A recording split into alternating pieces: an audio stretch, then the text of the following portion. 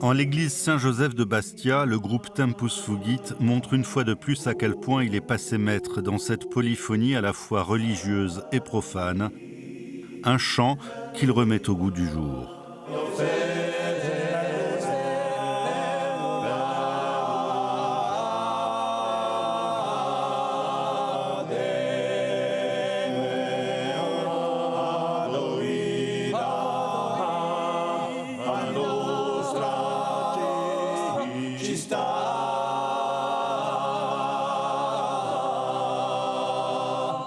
C'est beaucoup de travail, c'est beaucoup aussi d'idées, c'est de l'imagination, c'est aussi beaucoup de nourriture artistique en amont, que ce soit au niveau du cinéma, au niveau des lectures.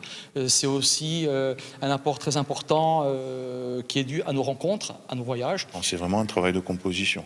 On n'oublie pas d'où on vient, de la tradition, et ça, il n'y a pas de souci, mais sur cet album, ce n'est que des créations.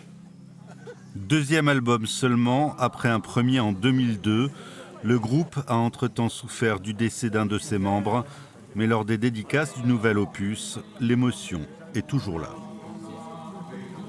Certains sont de mon village, du village de Volpageau, là. D'autres ont chanté aussi avec mon père.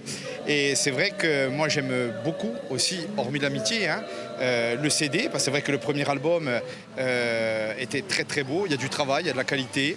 C'est une chose sensible, je dirais intime, qui touche, voilà, et ce que je vous ai dit, qui vient, on ne sait pas d'où ça vient. Voilà. Ça vous arrive dessus et c'est un côté comme ça, vraiment organique, qui est magnifique.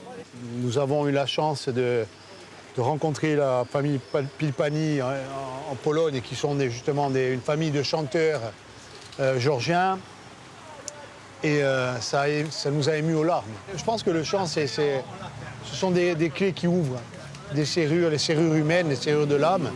Petite merveille, le nouvel album de Tempus Fugit s'appelle Da Cammino.